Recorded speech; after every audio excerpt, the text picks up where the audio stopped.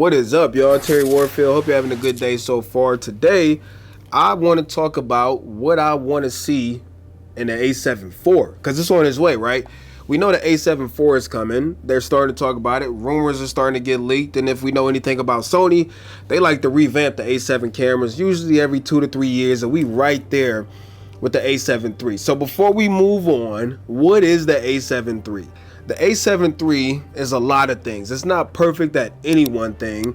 However, it is like a jack of all trades. Some things it does really good, some things it's kind of bad at. And with the A7 IV coming, there's some things I really want to see change.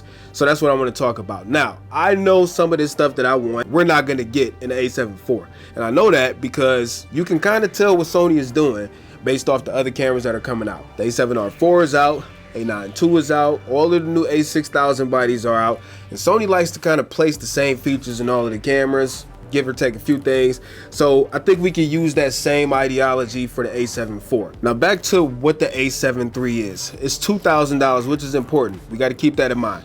$2,000 for full frame, 24 megapixels, amazing low light capability, and I mean amazing. 15 stops of dynamic range, super fast autofocus, even though it's not the newest Sony autofocus system, which we'll talk about that in a second. Dual card slots, great battery life, a little bit of weather sealing, and body stabilization. The list goes on with how much dope stuff is in this A7 III for $2,000. Now, could you get more features? Could you get better? Yeah, if you want to spend more money, but I really think the A7 III for around $2,000 from a feature perspective, a spec perspective, you can't beat it. Now, arguably, some other cameras may be better. Everybody wants different stuff from their cameras. That's why some people like the EOS R, because it's not like packed with specs, but you get a real good user experience. And for me, you know, it's more of a tool for me, so I don't mind working out the kinks, where some other people are more so focused on the experience. So at the end of the day, it just depends on whatever is more important to you. For me, I'm cool with Sony. However, there are some things I want to change. Now, it's important to remember, we're talking about $2,000 to keep this camera at this price point, and if the A7 IV will be at this price point, which it will be, some things have to be omitted, right? Some things got to be corner cutted on, if that even makes sense. Things I would love to see changed in the A7 IV. And again, I know some of this stuff won't happen, but I'm gonna talk about it anyways because wishful thinking. Okay, let's start with megapixels first. Now, 24 megapixels is Sony's kind of standard, right? 24 megapixel everything. You get 24 megapixels, you get 24 megapixels, everybody get 24 megapixels. I'm all right with 24 megapixels. I've never encountered a situation, I'm not a landscape photographer, I'm not blowing up pictures for billboards, where I've been like, oh man, I wish I had 36, 48, or 61 megapixels. I'm not against the megapixel bump. Will it happen? It could happen. We don't know that yet. We don't even have a confirmed sensor. However, there are some rumors, but I'm not mad at them if they bump the megapixels. More megapixels means a few things. Number one, crop mode, which is, I like crop mode because I'm a cheapskate. Crop mode. That means if they do bump megapixels, then we can use our A7 IV in crop mode with cheaper lenses and still get fantastic results and get around 18 megapixels for stills. Bingo.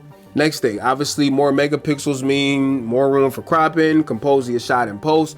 So more megapixels is good, but it's not always good, right? One of the great things about the A7 III is the low light capability. If you don't know about this, man, you need to get your hands on one, because this damn camera can basically see in the dark and still give you amazing dynamic range. Usually more megapixels means worse low light performance. So unless Sony got some trick up their sleeve where they got a 36 megapixel sensor that does just as good as this 24 megapixel sensor here in low light, then I'm cool with 24 megapixels. Now the next thing that I want, that I know we won't get, is global shutter. The next thing that we may get is dual UHS 2 card slots, and that's something that I think is really important. Now, it's better to have 2 card slots than one, even in the A7 III, both are not UHS 2. However, I would like to see UHS 2. Next thing, I really want a lock on the exposure compensation dial. I'm so sick of flipping that thing by mistake, even though I don't really use it that much. It's just an annoyance that I wish they would fix. I wish they would get rid of these flippy doors. And since we're talking about the body, one thing that I can almost guarantee you is the A7 IV will have the ergonomics of the A7R4 and the A9 II. Like I said, Sony likes keeping things consistent, probably to save money, but you probably bet you that will happen. Now, the next thing we have to talk about is the Viewfinder and the EVF. On the A7 IV, man, this is not gonna cut it. The one in the A7 III is not gonna cut it. If you ever use like a A7R3 or a EOS R or even a Fuji, Panasonic, like everybody has better displays and EVFs than the one in the A7 III. Also, Sony, I know you're not gonna fix this in the A7 IV, but for the life of me, stop putting touchscreens in the cameras that we can't use. Nobody wants a touchscreen for only focusing, man. Have your software engineers redo this system and make it friendly so that we can just touch the screen to get what we want. Have you ever used the Canon EOS R? Have you ever used the Canon M50? I can just touch the screen and scroll a dial to change my ISO.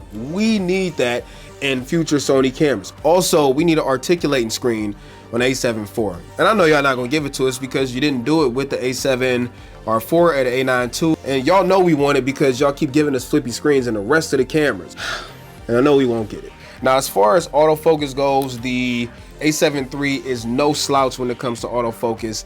I fully expect them to upgrade it to the newer system that all the new Sony cameras have. That we'll get the new autofocus system plus all the little cool stuff like eye autofocus in video, etc. I wish we could have face meter in video. I don't know why that's not a thing, or smartphones have it, but whatever. Let's move on to the biggest thing that most people are talking about, because to be honest with you, the A7 III is a fantastic photo camera. Video. Now again, $2,000. We got to remember this. $2,000 price point. If you want a camera that has a full frame that also has literally every bit rate, codec, frame rate you can think of, get a Panasonic S1H. Spend $4,000. You get what I'm saying? Even though I don't expect Sony to go balls to the wall when it comes to video features, I do think to stay competitive, and I say that loosely, certain things need to change with the A7 IV. The Fuji X-T3 has a ton of bit rates, a ton of options, even though it is crop sensor. The GH5 also blows it out the water when it comes to all the different options it has. And I'm not saying that I think that they need to include that in the A7 IV, because obviously the A7S III is on its way, you know, whenever that comes out, if it ever comes out. But I do think that they need to make a few changes just to make the video features in the A7 III a better camera, and also to wipe the floor with the competition. It is already rumored that the A7 IV possibly have a way to give us 6K. I don't really care about 6K, just like I don't care about increased stills resolution. This is what I want. I want 4K 60. That's what I want. I want 4K 60, even if you got to give it to me with a little bit of crop factor, right? You know, us Sony users, we like teasing Canon users because they got 4K with crop. But honestly, if I can have 4K 60 full frame, obviously that would be best. But if I had to take a crop 4K 60, I would be happy. If I can take 2.7K 60 full frame, I will be happy. If I could take 2.7K crop, I would be happy. Now, color depth and bit rate. Woo! Sony, you got to give us 10 bit, man. You also got to give us 422 internal. 422 internal, 10 bit, and some type of 4K 60 or 2.7K 60, whether it's in full frame or crop. Obviously, we're going to complain if it's crop, but it's better than nothing. And last thing, I need a higher bit rate in 1080p. Not everybody uses 4K. Not everybody wants to use 4K. Hell, most people don't even view in 4K. For people that want to still film with 1080p, you got to give us more than 100 megabits per second. The 1080p it's not terrible, it's usable, but have you ever seen 1080p out of an EOS R? Wow. So Sony, all I'm saying is give us more bit rate. Give us 200 megabits per second. I know the processors are fast enough now. If you give us just some of that stuff, man. And I know everything is not possible, because if we got everything we wanted, we will be up in Panasonic S1H territory when it comes to price. But if you give us just some of that stuff, the important stuff, give us the important stuff like articulating screen, better EVF, better display. Give us more video options, because honestly, we've been using 8-bit 420 for the last 5-6 years with Sony, man.